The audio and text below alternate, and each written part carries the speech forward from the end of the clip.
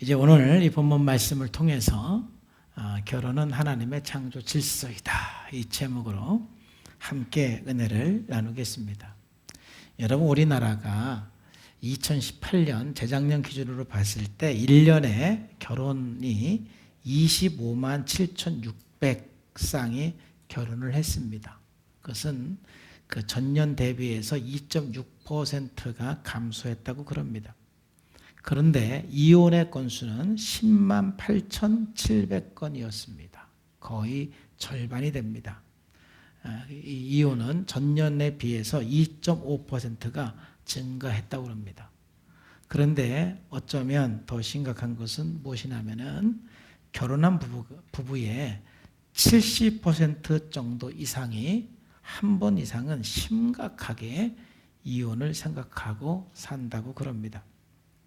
저는 그래서 오늘 이 말씀을 통해서 이 결혼과 이혼에 대한 성경적인 개념을 좀 정리하면서 우리 청년들에게 있어서 좀 더 올바른 결혼관을 갖기를 원하고, 또 이미 결혼하신 분들도 다시 한번 결혼에 대한 하나님의 말씀을 통해서 여러분들의 결혼 생활을 점검해보고 또 성경적인 가정을 이루어가기를 주님의 이름으로 축복합니다. 아울러서 또 오늘 말씀을 준비하면서 이미 우리 교회 안에도 이혼의 아픔을 겪은 분들이 있습니다. 오죽하면 또 얼마나 힘들면 또 그러한 선택을 했겠습니까? 제가 원하는 것은 더 이상 이혼에 대한 죄책감을 갖고 살기보다는 온전히 자유하는 그런 은혜가 있기를 축복합니다. 그러기 위해서는요, 이런 말씀을 통해서 회개할 것은 회개하고, 또 내가 회복할 부분은 회복을 한다면 분명 또 다른 하나님의 선한 뜻을 발견하게 되고 더 축복의 길이 여러분 앞에 놓여지게 될 줄로 믿습니다. 우리는 그동안 마가복음 9장까지 설교를 했고, 회복의 길에 대한 설교를 우리가 한 15주 동안 했습니다. 그리고 이제 다시 마가복음 10장 우리가 말씀을 함께 나눕니다. 마가복음 9장은 예수님의 고난에 대한 말씀, 그리고 하나님의 나라와 공동체 회복을 위해서 제자들이 어떠한 태도를 가져야 되는지를 예수님께서 가르쳐 주셨습니다. 이제 예수님께서는 유다 북쪽인 갈릴리 지역을 떠나서 남쪽 땅을 향해서 출발하는 것을 보게 됩니다. 1절 말씀에 보면은 예수께서 거기서 떠나 유대 지경과 요단강 건너편으로 가셨다 그랬죠. 거기서 떠났다 그랬는데 거기가 어디냐면은 바로 마가복음 9장 33절에 보면은 가버나움에서 예수님께서 마가복음 9장에서 가르치셨지요. 그러니까 가버나움은 갈릴리 부근입니다. 거기에서 떠나 이제 요단강을 건너서, 요단 동편입니다. 요단강을 건너서 이제 남쪽으로 예루살렘을 향해서 지금 가시고 있는 중이고, 그 가시다가 노정에서 많은 사람들이 예수님께 또 몰려왔어요. 이미 예수님께서 인기가 좋기 때문에 가는 곳마다 사람들이 모여들었어요. 그래서 예수님께서 거기서 많은 사람들을 가르치셨습니다. 그런데 2절 말씀에 보니까 바리새인들이 예수님께 나와 그를 시험하여 묻되 사람의 아내를 버리는 것이 옳습니까? 이렇게 물어요. 이 질문은 예수님을 시험하기 위한 것인데, 이게 무슨 말이냐면은 지금 요단 동편은 헤롯 왕이 통치하는 지역입니다. 근데 여러분들이 아는 것처럼 헤롯 왕은 자기 동생의 부인 헤로디아와 결혼하기 위해서 자기 본부인을 버린 사람입니다. 근데 성경에서는 그 본부인이 누구인지는 나오지 않는데, 그 요세푸스 역사 기록에 보면은 그 헤롯의 본부인은 나바테아 나라의 공주였다고 그럽니다. 그러니까 한 나라의 그 공주가 그 왕에게 버림받았기 때문에 그 두 나라 간에 또 갈등이 생겨서 결국 그 문제로 인해서 전쟁까지 일어났다고 그럽니다. 또 그리고 우리가 잘 아는 것처럼 이 헤롯 왕이 그 공주를 버리고 헤로디아와 결혼한, 자기 동생의 부인과 결혼한 그것을 책망해서 결국 순교를 당한 사건을 여러분들은 알고 있습니다. 바로 그 지역에 예수님께서 가셨는데, 그래서 헤롯이 자기 본부인을 버리고 또 재혼한 이게 굉장히 이슈가 된 그 땅에서 바리새인들은 예수님을 시험하기 위해서 이혼에 관한 질문을 한 것이죠. 그러니까 이 질문을 할 의도는 뭐냐면은 예수님께서 이혼하면 안 돼라고 말을 하면은 바로 예수님도 침례 요한과 같은 입장을 취하는 정치적으로 위험 인물이라는 것을 부각시키기 위해서 예수님께 이런 질문을 했던 것입니다. 근데 예수님께서는 일단 직접적으로 대답을 하시기 전에 대부분 그렇게 말씀을 하셨는데 다시 그들에게 질문을 합니다.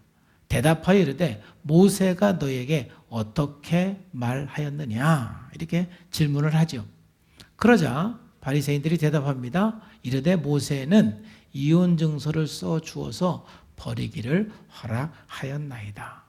모세 율법에 많은 내용이 있지만 그 중에 이혼을 허락한 것을 그들은 인용해서 말하죠. 이 말씀은 신명기 24장 1절 말씀을 인용한 것입니다. 사람이 아내를 맞이하여 데려온 후에 그에게 수치되는 일이 있음을 발견하고 그를 기뻐하지 아니하면 이혼 증서를 써서 그의 손에 주고 그를 자기 집에 보낼 것이다 그랬습니다.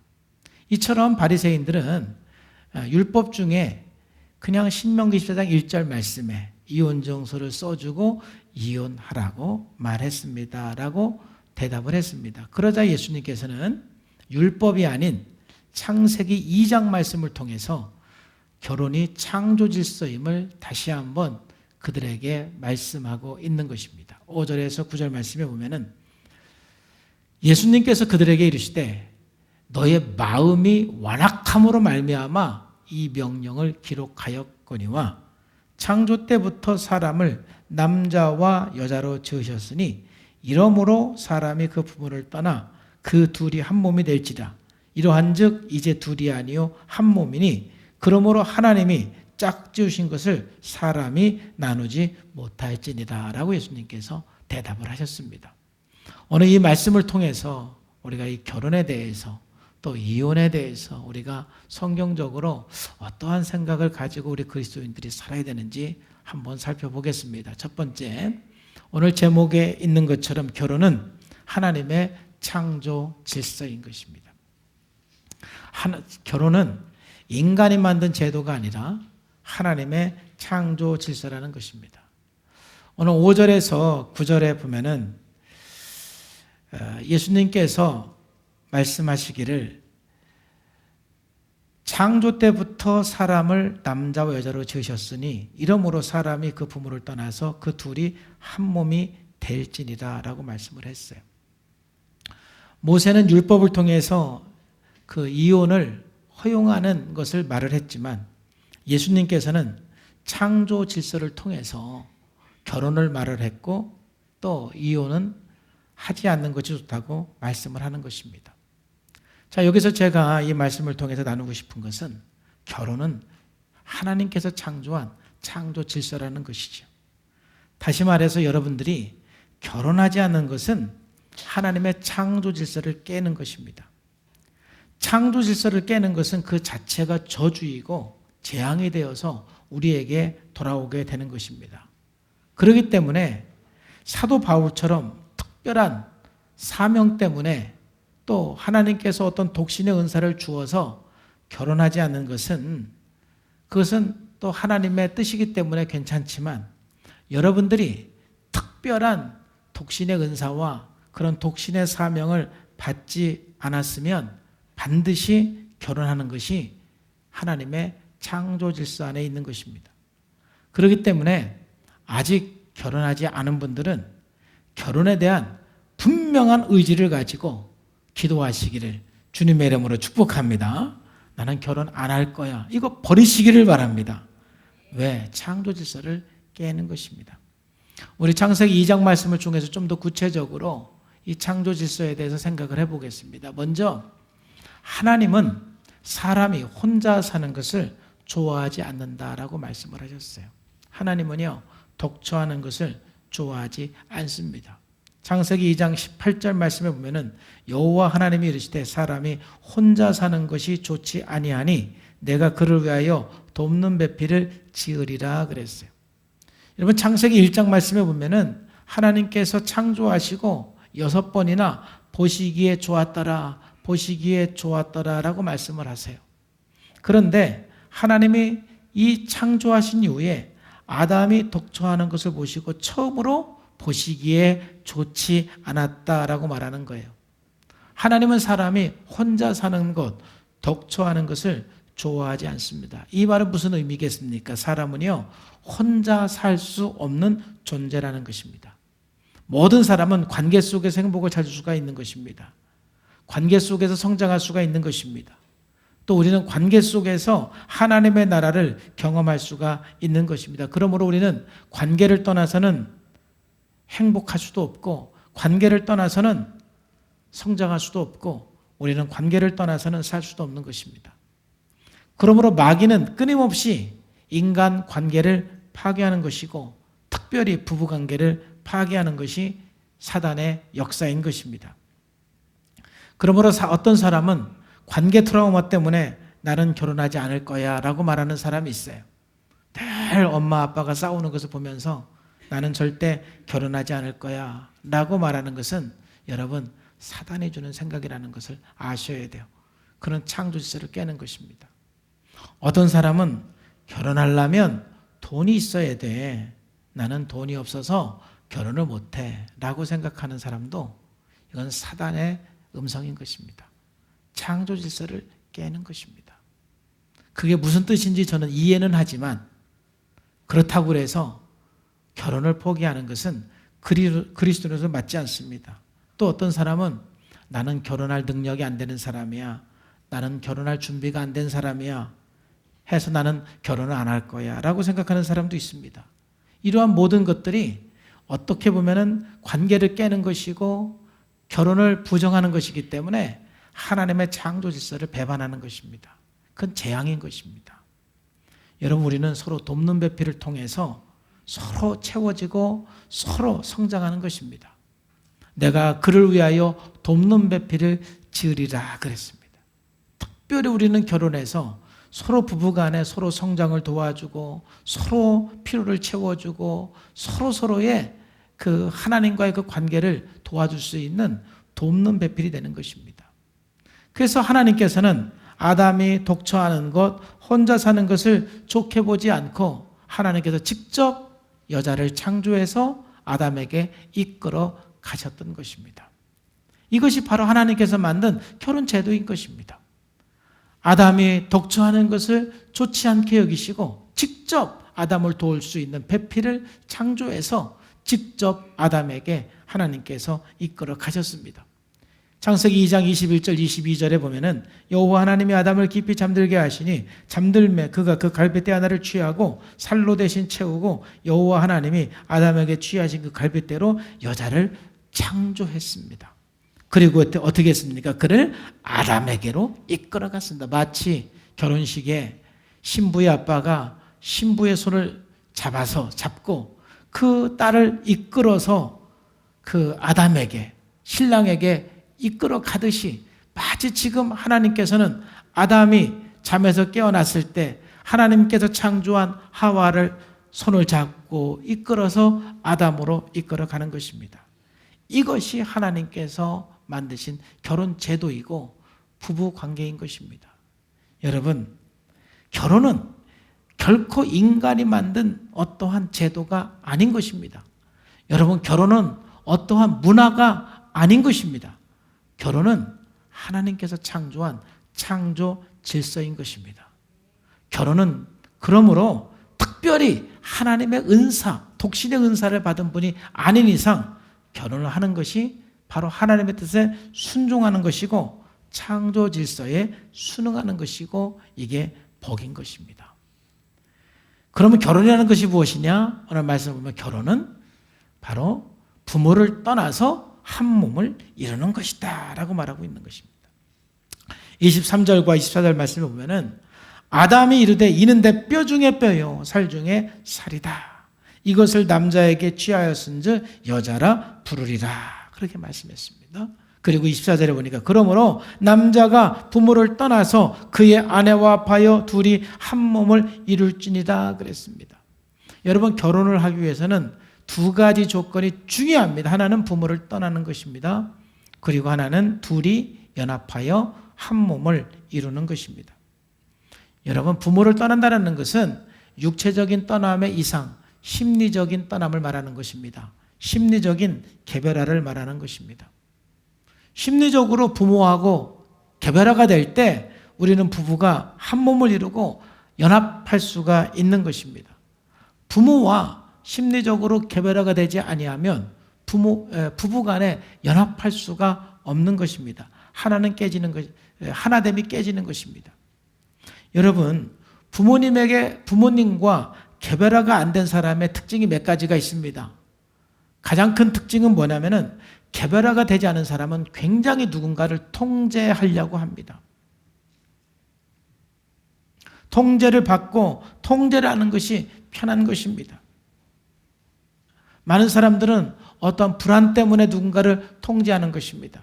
근데 그 통제하는 그 깊은 그 내면을 보면은 개별화가 되지 않았기 때문에 그렇습니다. 분리되지 않았기 때문에, 아직까지도 탯줄이 끊어지지 않았기 때문에 계속해서 통제하는 것입니다. 통제하는 속에서는 결코 부부가 하나가 될 수가 없는 것입니다. 두 번째, 개별화가 안 된 사람의 특징은 뭐냐면 과도하게 누군가를 의존하게 되어 있습니다. 이건 통제의 정반대이죠. 그래서 의존하지 않고는 내가 견딜 수가 없는 것입니다. 바로 의존 관계는 인격적인 관계가 아닌 것입니다. 여기에는 하나됨, 연합이라는 게 없습니다. 정말 하나됨을 위해서는 어쩌면 각각의 존재를 인정해 줄 때 하나가 될 수가 있습니다. 하나님 앞에서 각각 독립체가 될 때 또 하나가 될 수가 있는 것입니다. 또 세 번째는 제가 프로그램 하면서 많이 경험하는 것인데, 너무너무 부모를 미워하고 부모를 용서하지 못하는 사람은 정서적으로 또 개별화가 안 된 것입니다. 계속 내 안에 부모를 향한 미움, 부모를 향한 원망, 이게 있는 분들은요, 부부간에 연합하고 하나가 되는데 굉장히 어려운 사람이 있습니다. 여러분, 그래서 결혼을 해서 아내와 하나가 되고 연합하기 위해서는 절대적으로 심리적으로 부모님을 떠나는 개별화가 중요한 것입니다. 그리고 나서 서로 부부가 하나 되는 것, 연합하는 것이 중요한 것입니다. 그럼 부부가 어떻게 하나가 될 수가 있겠습니까? 이 내용은 너무 내용이 많기 때문에 다음 주에 따로 이 부부가 하나가 되기 위해서 어떤 것들이 필요한지는 좀 더 말씀을 드리길 원합니다. 자, 두 번째, 큰 두 번째로 오늘 말씀을 통해서 보면은 하나님은, 결혼은 하나님의 창조 질서인데 문제는 타락한 인간은 바로 그 결혼을 왜곡시켰다라는 것입니다. 우리가 이 결혼을 왜곡시킨 내용을 여러 가지 현상으로 설명할 수가 있는데 오늘 말씀을 통해서만 함께 생각해 보겠습니다. 오늘 3절과 4절에 보면은 이 바리새인들이 예수님의 질문에 대해서 오늘 이렇게 대답을 했습니다. 이르되 모세는 이혼 증서를 써 주어서 버리기를 허락했습니다. 그렇게 대답을 했죠. 자, 이것이 어디 말씀을 인용한 거라고요? 신명기 24장 1절 말씀입니다. 사람이 아내를 맞이하여 데려온 후에 그에게 수치되는 일이 있음을 발견하고 그를 기뻐하지 아니하면 이혼 증서를 써서 그의 손에 주고 자기 집에서 내보낼 것이다 라고 말씀을 했죠. 근데 이 말씀에 대해서 유대에 큰 두 학파가 있었는데 두 학파 간의 해석이 너무 다릅니다. 하나는 샴마이 학파이고 하나는 힐렐 학파입니다. 우리가 하나님의 말씀을 어떻게 해석하느냐가 매우 중요한 것이죠. 샴마이 학파는 여기서 이제 중요한 해석의 이슈는 뭐냐면은 수치되는 일이 뭐냐 이거죠. 수치되는 일. 이 샴마이 학파는 이 수치되는 일을 부정한 짓을 한 것, 즉 간음한 것 하나로 봤습니다.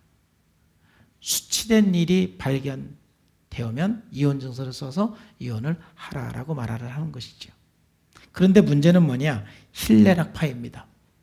힐렐 학파는 이 수치스러운 일을 굉장히 넓게 해석을 했습니다. 어떤 것을 수치스러운 일이라고 해석을 했느냐면은 남편의 식사를 망치는 것, 음식을 썩히는 것, 아내가 남편의 눈에 기쁘지 않은 것, 즉 안 예뻐 보이는 것,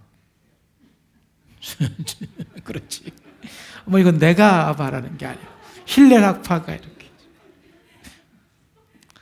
아내가 다른 남자와 이야기하는 것, 남편의 흉을 보는 것. 만약 이게 수치스러운 일이라면 이혼 증서 안 받을 여자가 어디 있어요? 그렇죠. 여러분, 문제는 뭐예요? 부부간에 좋을 때는, 관계가 좋을 때는 뭐 힐레락파의 해석이든 또는 샴마약파의 해석이든 문제가 되지 않아요. 근데 서로 권태가 오고 아내가 싫어지고 남편이 싫어지기 시작하면은 자꾸 힐레락파의 해석이 생각이 나는 것입니다.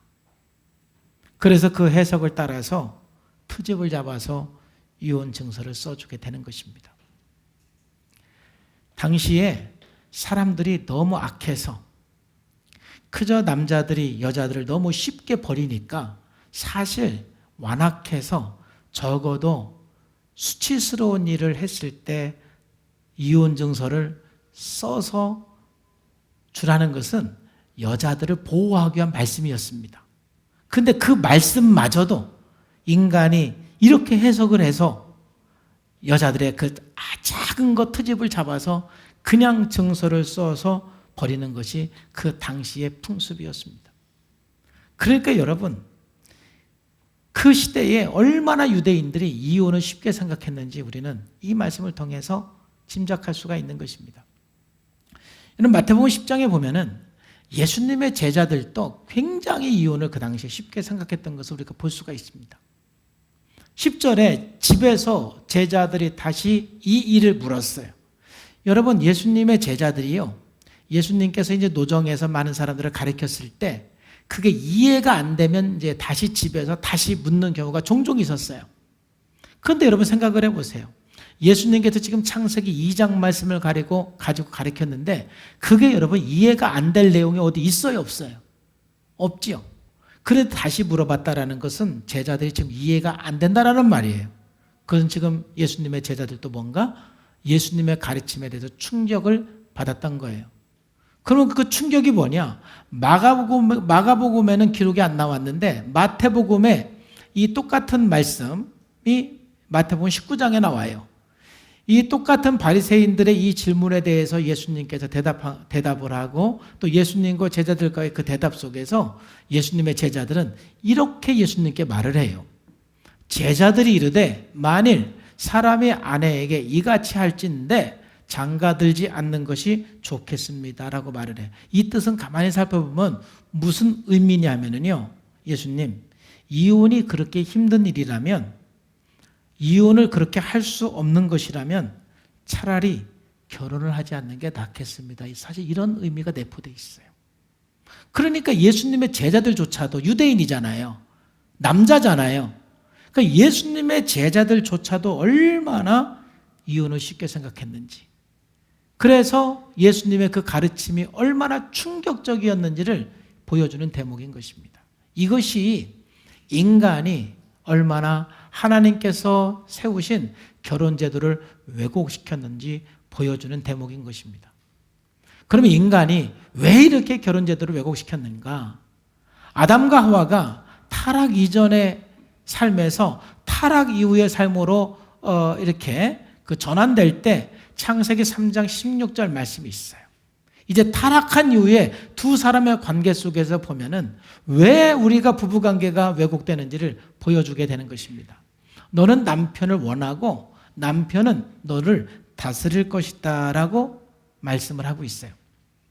자, 이 말씀을 통해서 왜 부부관계가 왜곡이 되고 결혼관계가 왜곡이 되는지 우리가 알 수가 있는데, 첫 번째는 인간의 너무너무 이기적인 욕망 때문에 결혼은 왜곡되고 있는 것입니다. 여기서 하와가 남편을 원한다 이 말은 디자이어인데 끊임없이 요구하고 끊임없이 바라고 끊임없이 욕망한다는 뜻이에요. 그러니까 우리가 결혼의 목적이 무엇입니까? 결혼의 목적은 남자이든 여자이든 서로서로 성장을 돕고 서로서로 돕는 배필이 되는 것이 결혼의 목적이 되어야 되는데, 결혼이 너무너무 남자도 여자도 끊임없는 자기 욕망의 어떤 그 추구, 자기가 원하는 것을 이렇게 추구하고, 아내는 내가 원하는 것을 채워줘야 되고, 남편을 내가 원하는 것을 채워줘야 되고, 그래서 서로 끊임없는 욕망을 가질 때 그 결혼은 깨어질 수밖에 없는 거예요. 그래서 오늘 신명기 24장의 수치스러운 일들을 힐렐학파들이 그렇게 해석을 하고 사람들이 그렇게 쉽게 이혼장을 써주는 것은, 내가 아내를 통해서 욕구가 충족이 안 될 때 그냥 쉽게 버리는 거예요. 이게 얼마나 인간이 타락한 모습인가 말이죠. 얼마나 이기적이고 얼마나 쾌락과 충동적인가를 보여주는 내용인 것입니다. 그러니까 아담과 하와가 타락한 이후에 지금까지 하나님께서 아름답게 세우신 결혼이라는 그런 관계를 지금까지 이렇게 왜곡된 결혼 생활을 하고 있는 것입니다. 두 번째, 이 말씀을 통해서 보면은 왜 인간들은 이 결혼의 제도를 왜곡시켰느냐 하면은, 남편은 너를 다스릴 것이다 그랬는데, 이건 뭐예요? 서로 결혼을 해서 다스리려고 애를 쓰는 것이죠. 여자도 남편을 다스리려고 그러고 남편도 여자를 지배하고 다스리려고 그러는 거예요. 부부가 서로 지배하려고 그러는 것입니다. 서로 이기려고 그러는 것입니다. 이 지배한다라는 것은 소유하려고 그러는 것입니다. 여러분, 절대 결혼관계는 소유관계가 아닌 것입니다. 지배관계가 아닌 것입니다. 다시 말씀드리지만 결혼은 서로 성장을 돕는 것이고, 서로 함께 서로의 그 원하는 것을 배려해주고 충족을 도와주는 것이지, 상대방의 욕구는 배려하지 않고 내 욕구만 팍 채워달라고 그러고, 그리고 서로 이기려고 그러고 지배하려고 그러고, 그러면 그 관계는 깨어질 수밖에 없는 것입니다. 이래서 인간의 결혼은 불행한 결혼이 되어버려서, 이미 결혼한 사람도 너들은 결혼하지 마 이러는 사람도 있습니다. 내가 결혼해 보니까 안 하는 게 낫겠어 이렇게 말하는 사람이 있습니다. 부모가 자식에게 너는 결혼하지 마 이런 사람도 있습니다. 이게 왜 그러냐면은 너무너무 좋은 선물을 우리들에게 주셨는데, 역사일에 이렇게 결혼에 대해서 인간의 끝없는 욕망, 이기적인 욕망과 서로 지배하려는 이러한 사람들의 태도 때문에 완전히 결혼이라는 것이 왜곡이 되어 있고 부부관계가 왜곡이 되었기 때문에 지금은 결혼을 안 하려고 하는 사람이 너무 많은 것이죠. 여러분, 이것은 왜곡된 것입니다. 그러면 이제 오늘 결론적으로 여러분과 함께 나누고 싶은 것은 이 세 번째인 것입니다. 여러분, 하나님의 일반적인 뜻은 이혼이 아니라 회복인 것입니다. 여러분, 이 설명을 잘 여러분들이 듣기를 원합니다. 제가 이혼이 아닙니다라고 말하지 않았습니다. 이혼이 아니라 뭐라고요? 회복이 하나님이 원하는 뜻인 것입니다. 자, 다시 한번 9절 말씀해 보면은, 그러므로 하나님께서 짝져 주신 것을 사람이 나누지 못할지니라 그랬습니다. 자, 이 말씀만 보면은 예수님은 결론적으로 이혼을 허용합니까? 허용하지 않습니까? 이 말씀으로만 보면은 허용하지 않죠. 그런데 이 말씀을, 그러니까 예수님께서 우리들에게 주시는 그 말씀으로써 이제 하나님은 절대 우리들에게 이혼을 허용하지 않아, 이렇게 우리가 받아들이면 안 됩니다. 물론 이 말씀을 통해서 우리들은 할 수만 있으면 우리는 헤어지는 것보다 회복을 추구해야 하는 것입니다. 여러분, 하나님께서 우리들에게 이렇게 이혼을 막으시는 것은 마음이 안 맞는 사람과 절망 가운데 영원히 살라는 뜻이 아닙니다. 나를 힘들게 하는 그 아내나 나를 힘들게 하는 그 남편과 절대로 헤어지지 말고 너는 끝까지 그 사람하고만 살아야 되라고 주님께서 그렇게 무책임하게 말씀하시는 것이 아닙니다. 그러면 어떤 의미로서 우리들에게 이 말씀을 한 것이겠습니까? 이 말씀은, 하나님은 아무리 맞지 않는 부부라 할지라도 그 두 사람을 반드시 회복시켜 줄 수 있는 분이라는 것을 말하는 것입니다. 이 말 속에는 내가 회복시켜 줄게, 기다려, 이 뜻으로 여러분들이 받아들이면 제일 좋습니다. 자, 제가 조금 더 예를 들을게요. 여러분들이 부모의 입장으로 한번 생각을 해보세요. 여러분의 자녀가 결혼을 했어요. 근데 이제 여러분 자녀가 딸이에요. 그리고 이제 그 여러분 자녀의 남편은 여러분 사위죠. 근데 여러분 딸하고 여러분 사위가 너무 갈등이 심해. 근데 부모인 여러분들이 가만히 보니까 여러분의 딸은 착해. 별 문제가 없어. 근데 사위가 아주 문제 덩어리야. 그래서 그 사위가 여러분의 딸을 너무너무 힘들게 해. 너무너무. 그러면 여러분들은 부모로서 그 딸에게 참고 살아라, 그렇게 말하겠어요? 아니면 이혼해라, 그렇게 말하겠어요? 이혼해! 그렇게 말하겠어요? 참 어려운 이야기죠. 참고 살라고 말하자니 우리 딸이 너무 고생하는 것 같고, 이혼해라 그렇게 말하자니 그것도 아닌 것 같고. 정상적인 부모라면 굉장히 힘들 수밖에 없는 거예요. 자, 그런데 만약에, 제가 이제 다시 질문할게요. 만약에 실질적으로 지금 내 딸하고 내 사위가 너무 힘들고 우리 딸이 우리 사위 때문에 지금 너무 고생을 하는데, 이제 내가 내 사위를 가만히 보니까 사위의 문제가 뭔지 알겠어. 그래서 장인인 내가, 아니면 장모인 내가 사위를 한 1년 정도 이렇게 좀 사랑을 주고 좀 도와주면 사위가 충분히 변화가 될 것 같아. 내가 그렇게 도와줄 수 있을 것 같아요. 그리고 그 가능성이 있어. 그래서 부모인 내가 충분히 1년 안에 사위를 어느 정도 변화시킬 수 있는 자신이 있어요. 그러면 여러분 딸에게 이혼하라, 이혼해, 그렇게 말하겠어요? 좀만 기다려봐, 그렇게 말하겠어요? 그렇죠. 이러면 대답이 좀 쉬워지죠. 이제 저도 이제 좀 더 주님을 더 많이 알고 이제 사람에 대해서도 많이 공부하니까 조금 이제 사람을 도와줄 수 있을 것 같다라는 그런 마음이 생겨요.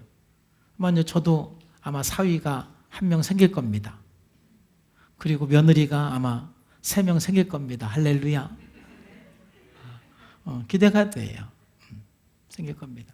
근데 뭐 문제 없는 사람이 어디 있겠어요?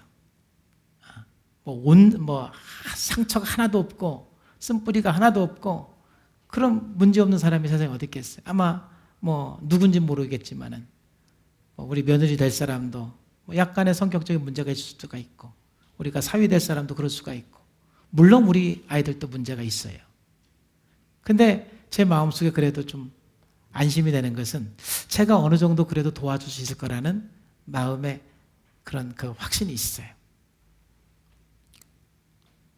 도와줄 수 있을 것 같아요.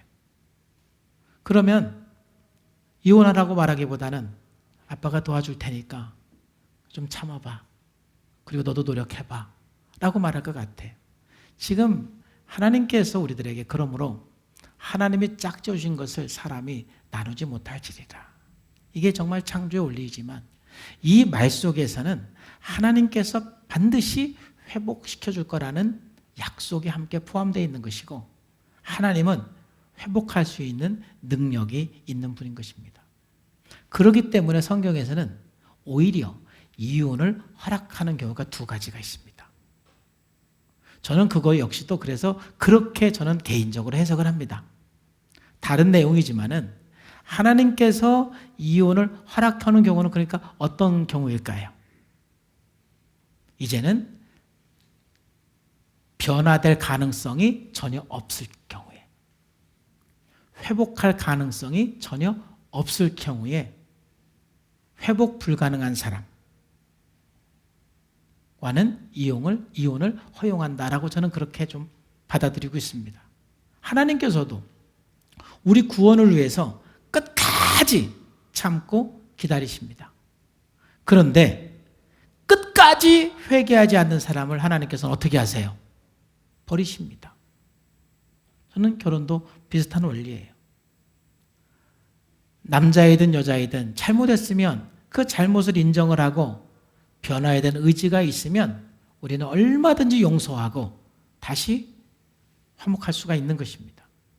근데 서로 문제가 있음에도 불구하고 문제를 인식하지도 않고 변화에 대한 의지도 없고 변화에 대한 결단도 없다라면 어쩌면 이혼을 허용하는 것입니다. 그럼 성경에서 이혼을 허용하는 경우가 어떤 경우냐면은 두 가지인데, 첫 번째는 배우자의 간음인 것입니다. 마태복음 19장 9절 말씀에 내가 너에게 말하노니 누구든지 음행한 이유 외에는 아내를 버리고 다른 데로 장가드는 것이 간음이다 그랬죠. 그러니까 음행한 이유 외에, 이거 단서를 달았잖아요. 그러니까 이 말은 음행을 하면 반드시 이혼하라는 말입니까? 그건 아니죠. 그렇게 받아들이면 안 돼요. 음행했으면 이혼, 이건 아니에요. 그런데 음행을 했는데, 간음을 했는데, 그것이 발견이 됐는데 뉘우치지도 않고 또 변화에 대한 의지도 없고 뭐 그렇다면 그게 허용이 되는 것이죠. 근데 혹 내가 실수를 했는데 막 자기의 잘못을 뉘우치고 또 변화되기 위해서 노력을 하고 회복을 위해서 노력을 하면은 우리는 충분히 용서를 하고 다시 회복을 생각할 수가 있는 거예요. 변화의 가능성이 있느냐 없느냐, 저 사람이 변하려고 노력을 하느냐 않느냐, 이게 중요한 것이지 이런 일이 있었느냐 없었느냐 이것만 따지면 이게 율법주의가 될 수가 있는 거예요. 어쨌든 이런 경우에 성경은 이혼을 허용을 하는 것입니다. 또 하나는 뭐냐면은 고린도서 7장에 보면은 이것은 예수 믿는 사람과 안 믿는 사람이 부부가 됐을 때, 그래서 우리가 결혼 전에 정말 같은 신앙을 가진 사람과 결혼하는 것이 매우 중요한 것입니다. 성경에서 이혼을 허락하는 또 하나의 그 내용은 뭐냐면 서로 가치 갈등, 믿지 않는 배우자가 이혼을 요구했을 경우에. 그러니까 고린도서 7장은 전체적으로 어떤 내용이냐면은 서로 믿지 않는 부부가 만났을 때 믿는 사람이 사랑으로 잘 섬겨서 살라는 거예요. 왜냐하면 만약 아내가 믿지 않는 사람이라면 남편이 잘 믿음으로 살 때 그 아내가 주님께로 돌아올 수가 있는 것이고, 만약 남편이 믿지 않는 사람이라면 아내가 지극정성으로 사랑으로 주님의 사랑으로 남편을 섬기고 또 남편을 사랑할 때 그 남편이 주님 앞에 돌아올 수 있기 때문에 최선을 다해서 함께 섬기면서 사랑하면서 살라는 것이 그 고린도서 7장의 전체적인 내용이에요. 그런데 15절에 보면은 그렇게 나와 있습니다. 그런데 믿지 않는 사람 쪽에서 헤어지려고 하면 헤어지게 하십시오라고 말하고 있어요. 그러니까 이 말도 우리가 어떻게 해석하는 게 좋겠습니까? 내가 정말 믿지 않는 그 남편이나 아내를 위해서 사랑으로 또 순종으로 하나님의 말씀으로 정말 최선을 다해서 내가 섬기고 사랑했는데도 불구하고 1년이 지나도 10년이 지나도 20년이 지나도 주님께로 돌아오지 않고 그쪽에서 나 예수 믿는 너하고 못 살겠어 라고 말한다라면 오히려 허용이 된다라는 것이죠. 갈리게 하라 이것입니다. 저는 남편이나 아내나 어떤 폭력, 중독도 마찬가지라고 봅니다. 어떤 폭력이나 중독을 통해서 내 생명에 위협을 주는 경우도 종종 있습니다. 자, 그런 경우에도 상대방이 본인의 문제를 인정을 하고 본인이 한번 변화되려고 좀 조금이라도 노력을 하면은 우리들은 이혼보다는 서로 회복의 목표를 두는 것이 맞다고 생각을 합니다. 그런데 전혀 자기 문제를 인식하지 않고 변화에 대한 결단도 하지 않고 변화된 필요성도 느끼지 않고 그렇다면 오히려 하나님께서는 그 이혼을 허용할 수도 있는, 그게 성경적인 원리인 거예요. 자, 그렇다면 문제는 뭐예요? 지금 변화의 의지가 없다고 그래서 영원히 변화의 의지가 없는 건 아닐 수 있잖아요. 우리 남편이 지금은 변화 의지가 없지만 1년 후에 변화 의지를 가질 수도 있고 2년 후에 변화의 의지를 가질 수도 있잖아요. 그렇기 때문에 제가 오늘 여러분들에게 권면하고 싶은 것은 부부가 맞지 않을 때 우리가 어떻게 하는 게 좋냐. 부부가 맞지 않으면 먼저 이혼을 생각하지 말고 먼저 뭘 생각하자고요? 회복을 생각해라. 회복을. 자, 그러기 위해서 첫 번째 중요한 것은 뭐냐면은 제가 계속해서 결혼의 목적을 말씀을 드리는데 결혼은 서로 성장을 돕는 것이고 결혼한다는 것은 내가 성장해 가야 되는 거예요. 여러분들이 결혼을 했으면 서로 성장의 회복의 목표를 두셔야 돼요. 여러분들이 결혼하는 순간 성장해 가셔야 돼요. 회복해 가셔야 돼요. 근데 문제는 뭐냐면은 나는 회복하고 변화될 생각은 안 하고 상대방만 변화라고 자꾸 요구하기 때문에 문제가 되는 것입니다. 여러분, 제가 이렇게 사람들을 도우면서 느낀 것은 뭐냐면은 대부분 나보다 상대방이 더 문제가 많다라고 생각하면 나는 문제가 없다고 생각하더라고요. 제가 지금까지 살면서 저는 문제가 하나도 없어요라고 말하는 사람은 못 봤어요. 그런데 자기 문제를 굉장히 심각하게 생각하지 않는 이유는 뭐냐면은 아내가 나보다 더 문제가 심각하다고 생각해요. 또는 남편이 나보다 더 문제가 심각하다고 생각을 해요. 더 심각하지요. 그러면 나는 별 문제가 안 된다고 생각하더라고요. 이게 굉장히 무서워요.